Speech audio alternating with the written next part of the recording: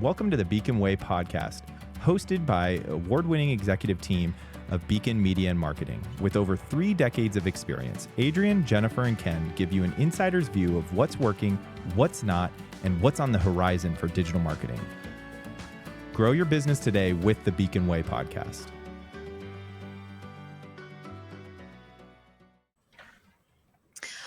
Good morning, good afternoon, depending where you are in the country, and welcome to another episode of the Beacon Way podcast.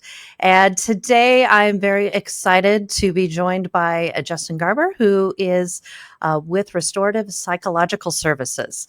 And so Justin is a clinical psychologist and graduated at Roosevelt University, and he practices out of New Jersey. And he's spent over 10 years in this field, and he's worked in a variety of settings, including the outpatient private practice as well as inpatient psychiatric units, and worked quite a while at the Department of Veteran Affairs as well.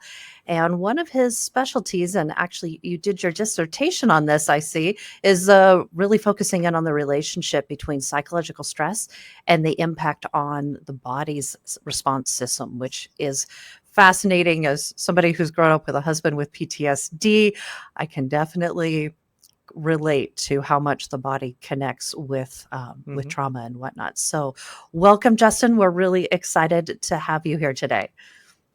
Thanks for having me. Absolutely. So starting off, I just would love to really hear your story. What was the thing that kind of sparked you into getting into this field and to starting restorative? There's almost always something that sparks an entrepreneur into starting, or just a person into becoming an entrepreneur and starting their business. So what was that problem, that thing that you knew you could solve that kind of started it all? Yeah, it's probably twofold. So, I mean, there's an answer about how I ended up in the field, and then like why I started the business. And I'll start with maybe the first, as how I ended up in the field. So I probably as a teenager first realized that I could have benefited from some help and support. I was doing really well on paper. I was a student athlete, things were going well, had friends, nothing really jumping out at anybody. But I experienced just a tremendous amount of pressure in some of the things that I was doing, Mm-hmm. and really weighed on me, and didn't know where to kind of go with that or who to really talk with about that. And had some people who tried to reach out and help, but just couldn't connect for whatever reason that was at that point. And I think a part of it was I wanted to kind of keep it all together and have it all together at that point in life, Right. and so it probably wasn't open enough for it then. And Mm-hmm. just being kind of who I was and coming from a family I did, which when I say that, I had a kind of a family that was very much into trying to help others. So a mother who was kind of the person who saw somebody in need would help, and that also came from her father, who has a lot Mm-hmm. to do with why I do what I do. Also, really kind of a primary role model for me. Um, and so he was a Marine in World War II, served and fought in Guadalcanal. So anybody who Mm-hmm. knows kind of World War II history, it was a pretty pivotal time in the Right. war, and they kind of secured, the area over there from being really close to Japan, and it really changed kind of the course. That being said, he really suffered later in life, and Mm-hmm. from that, from PTSD. And I have such an admiration and respect for that generation and the current veterans too. Right. But Right. I saw that in my grandfather, and I just think the bravery that they had to kind of put themselves willingly there to, for Mm-hmm. the betterment of like the whole in our country was just amazing. And I never, unfortunately, a part of me always wanted to join the military, but I didn't pursue that path. And in a lot of ways, kind of, I ended up working for the Department of Veterans Affairs as a psychologist, and so for me, that was kind of my way of being Yeah. connected with him and kind of giving back to the country in that Mm-hmm. way and kind of doing that kind of work. So there was always this kind of alignment there that I Mm-hmm. had. So that's the kind of two different, I guess you could say, branches of kind of how I ended up, Sure. in this field, and really why it's important to me. That's really special. Yeah. My grandfather was in fought in World War II and then also the Korean War. And I'm the oldest of all the grandkids, so I'm the one that remembers him the best. He passed when I was 10. And yeah, some of the PTSD that he would encounter that my grandmother would talk about, even later on after he passed and was starting to process and deal with some of that was pretty amazing. And they didn't have the resources we have today. Not at all. I mean, the VAs were not built out the ways that they are at this point. And people Hmm. will, there's been a lot of criticism about the VA over the years, for Right. wait lists and things. And I still have colleagues who are there, and I know how hard they're working to try and provide good care. But it's Right. it's worlds away from what it was then. Hmm. And so I loved doing that work. I really enjoyed working with the veterans. Like I said, it made me kind of feel connected to my Yeah, grandfather in that way. sure. Um, but for a few different reasons, it was also really tough for some of the criticisms. There's a big system, Mhm. sometimes hard to feel like I could really make the difference Right. that I wanted to, within that kind of system, which was part of the impetus for me to open up my own practice and actually be able to do Yeah. similar work. So I do see some veterans. Actually, just got a call from a veteran before the podcast. Oh, nice. So yeah, so I still try and emphasize that, and kind of the work that I do now, which also tends to be with a lot of men as well. And at the VA, I work with, Mhm. as you can imagine, a lot of men there as well. Sure, absolutely. So what kind of prompted you? What was the impetus or the spark that kind of motivated you to start restorative? I think unfortunately, for better, or maybe it's for better or worse, I don't love having a boss. I realized I like to do. So maybe I Mhm. wouldn't have done as well in the military as I always like tell myself I would have. I just like, I don't like having I have ideas, I want to do them, I want to implement Mhm. them. And being able to just start a practice myself. I never thought to have a group practice. It was just me, because I could say, well, I can focus on what I think is important, right? Like Mhm. the some of the things that I think don't really turn into any benefit for patients. I don't have to spend time doing that. I can create a place where, Mhm. I can make this really patient focused, and be able to help them the best way I think, can. And, in all honesty, the freedom of kind of scheduling. I have a young family, and, there's some Yeah. flexibility that I can implement. I get to be at pickups right after this podcast, probably, and go pick up Right. kids, drop them off, come back to work. So, you know, I, those are kind of the big things that really stuck out to me. And that's changed over time, though. Like Mhm. now that I have a few employees, the idea of creating a work environment that like benefits them and helps them grow, that's become a new kind of factor in wanting to have this, and then what helps them. So it's shifted, and I imagine I'm learning that it keeps shifting as kind of time goes Yeah. on and things change. Yeah. It is one of the, I think, most beautiful things about being a business owner and entrepreneur that I think most of us don't anticipate going into it. Is just how what we create and the impact that that has, not just on, because usually I think most of us get into it to solve a problem. We see something, we see a need, a gap, and we're like, we can do this. Like, can do this. Or, like Michael Gerber talks about in his book, The E Myth, it's the carpenter who's like, I can make a better rocking chair, and I'm Yeah. going to go do this. And, but the relationships you build along the way, the space that you hold as a business owner for your employees too, is a powerful thing. And getting to see other people come in and be able to cr- live their best life too, become better versions of themselves as they get to help people. And it's, I don't know, it's one of the kind of full circle things that I definitely didn't anticipate, but it's been one of the most fulfilling parts about this for sure. I agree with you, 100%. And that E-Myth book, I guess we can shout out Michael Gerber, because Yes. that was a life-changing book for me. Me I thought too.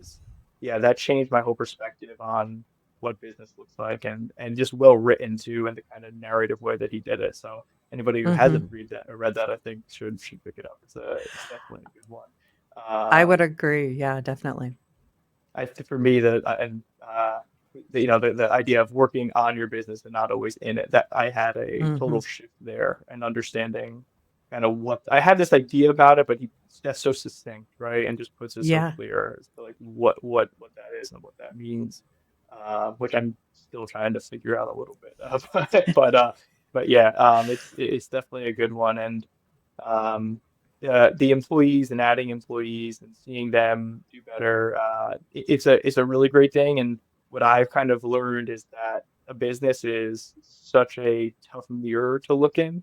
And I guess what I mean by that is whatever's happening when you are the founder, it's kind of because of you. Like there's nobody Hmm. else to kind of look at to say, hey, this is happening because of this, or it's a reflection. I think why it does well is because of probably, personal qualities that we all have, but then also why it might be bottlenecked or struggling is similarly because of personal qualities and things that, are about us that might be keeping it that way. And it's Yeah. that, there's no hiding, I guess. I guess what I mean. No. Yeah. No. It forces a level of, yeah, self-awareness, at least if you're going to want to keep growing and building a business and not have everybody leave, or have to cycle through and burn through people. But yeah, I think for people that are truly honest with themselves, it does. It becomes as much about our own personal growth as it does about the people we're helping, for sure. Makes us go That kind deeper. of Yeah, and that's part of how I practice too, right? Like people will Mhm. come with concerns and presenting problems, right? That are things are going on in their life, and they're and maybe it's their mood, like, or they're anxious, right? And all that's very important, but Mhm. also those are just the symptoms, and Yeah. the symptoms are only so meaningful, right? Because we have to understand Mhm. what's going on, where those symptoms come from, in order to really help somebody heal and grow and kind of move through whatever it is that's creating them. Mhm. There's genetic predispositions that people have, undoubtedly, right? That we're not Sure.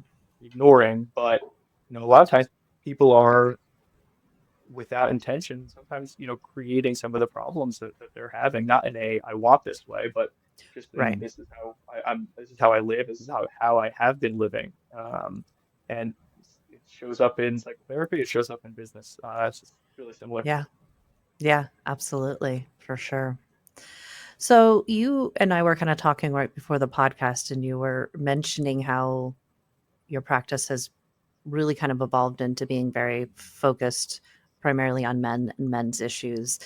How did that kind of come about? You made a comment that, like, in hindsight, that makes perfect sense. Can you dig into that with for our listeners a little bit? Like, how did that kind of come about, and what in your life now makes a lot more sense in hindsight? Yeah. So it came about by me looking up at my calendar one day and realizing, wait, I only have like two women for this week on the calendar, Hmm. and all of a sudden being like, how did this happen? Right. And without much intention, and I think really just what it was kind of word of mouth, like referral based Mm-hmm. that transpired after kind of just laying the groundwork for having a private practice in the area.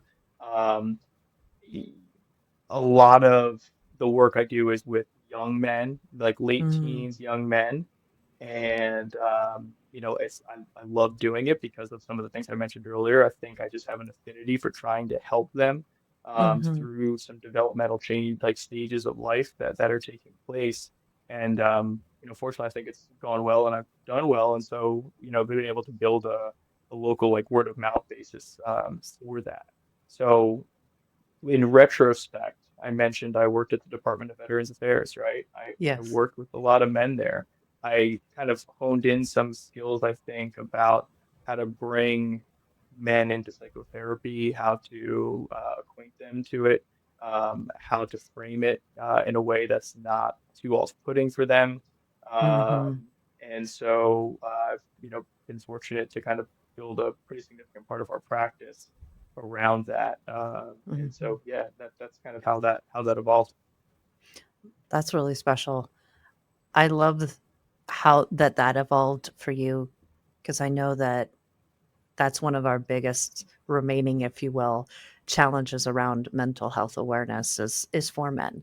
Our younger generations, Gen Z and stuff, are a lot more comfortable calling out that they need help.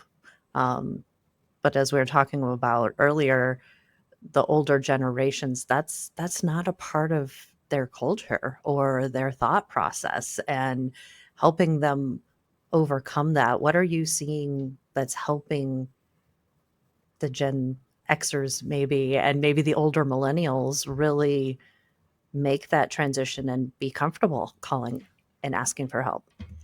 Yeah, the ATA, the American Psychological Association, actually put out some like recommendations and guidelines in 2018 about this. And one of the biggest ones that kind of stuck out with me is the framing of it, Mhm. as being actually like the responsible and thing to do, Mm. and Yeah. framing it as something where this is what, somebody who is like independent and responsible would do, um, so that it brings them towards it, and they understand. And that's not like a marketing ploy. That's, to me, that's truth. Are you gonna like ignore problems, or are you gonna try and go towards them? And Mm. so that's really kind of what I try and talk with men about when they're coming here. Is to hear it in the appointments where like, why am I even talking about this? I don't. This is like not, this is that important, right? And there's that Mhm. minimizing of whatever it is that might be going on. And so we're kind of working with that on a regular basis. And I do have some mixed feelings about it, which I'm going to contradict myself here. So I truly don't. There's some uniqueness to working with men, but I still Mhm. also see it as working with people, and them Mhm. being a man. Part of it is kind of like a cultural factor, right? I might Mm. understand the culture a little bit better.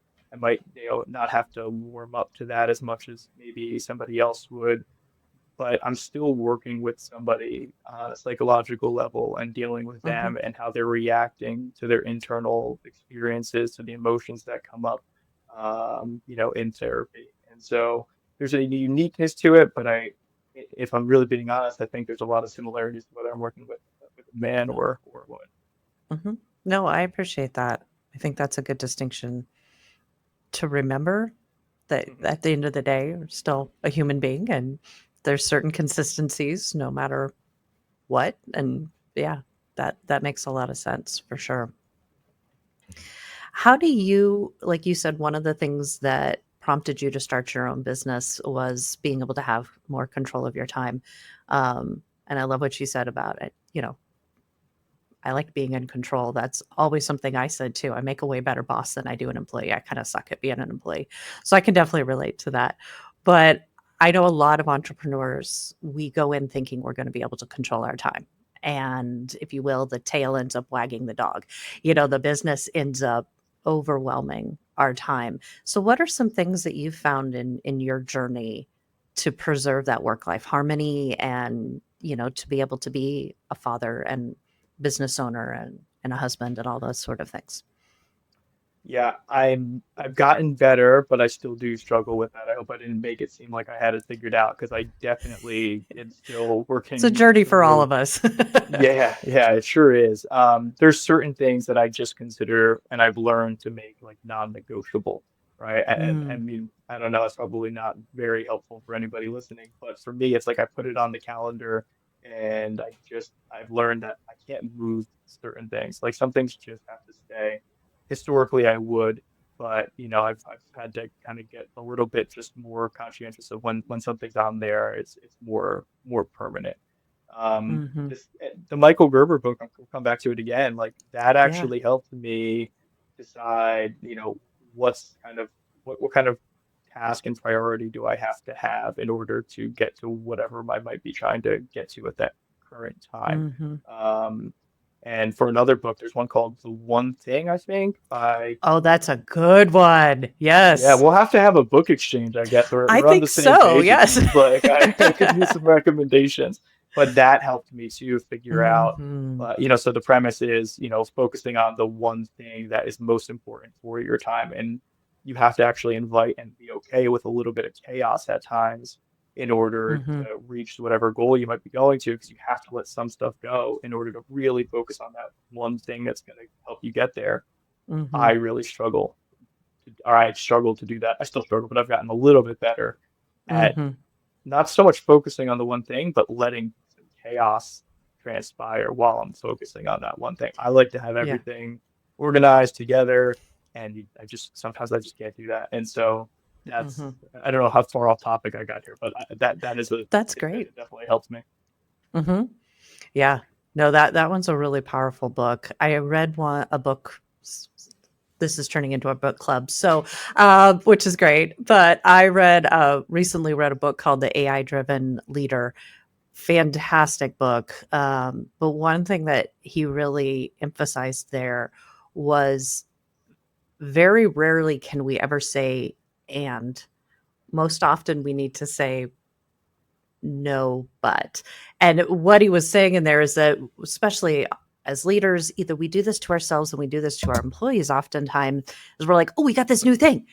And we're adding it onto their plate, not realizing, or we're saying yes to something for us as leaders, not realizing that that's going to mean we have to say no to something else. Yeah. And usually we say yes to something, we say an and to something when really that's going to push something else to the back burner or off the stove altogether, let's say. But we don't count the cost of that until we've afterwards. And then you can't hardly back out of it. And that one was a really fascinating thing, even just in the way that I interact with my employees. Like, even ask, okay, I really need to add this to your plate. What is that going to push off your plate? Hmm. Because as employees, they can't always say, I can't, I don't have any time, kind of a thing. So thinking of that, like you're saying, okay, what's the one thing that I have to say no to say yes to this? Because it's not an and. I don't have enough time to add something to. I have to say yes and then no. And that was like thinking through that process. If I say yes to this, what do I have to say no to? Really changed how I prioritize things. It's really timely. I mean, this morning, kind of sitting there, actually even over the weekend, trying to think about what am I really wanting to do, because I have so many ideas of things that I want to do. Right. And I guess that we're in a little bit of a different position, because if the and is always to me right now, Mm-hmm. and I am just like I can't, right? Like I have so many things I Yeah. want to do, I just can't implement them because I just don't have the time resource and the bandwidth to do it, and Mm-hmm. everything else keeps getting kind of pushed to do anything Right. new. So yeah, it's I guess that's an ongoing thing, and just figuring that out. I heard from somebody that you want to focus on big, broken, and new. Like anything that's Mm. big, anything that's broken, and anything that's new, put your time there. I guess what you're saying though is you have to make sure you delineate what that is first, and then then do that. But yeah, that's Right. Yeah. the Because we want to delineating do process. everything, Yeah, like you said, all the new ideas, all the things. yeah, And I know it's something that I've continually struggled with. If I implement this new idea, what's going to fall, kind of a thing. yeah. And to me, what drives some of that though is like some kind of comparison to other practices, and I'm like, oh my gosh, they're doing Hmm. this, like this company's doing this and they have that, and Right. I'm like, I have great ideas, like I want to do it, I want and I want to push Yeah. that out. And I kind of, so I have to sometimes really go into like tunnel vision. Somebody helped me, so we like learn to do that a little bit more.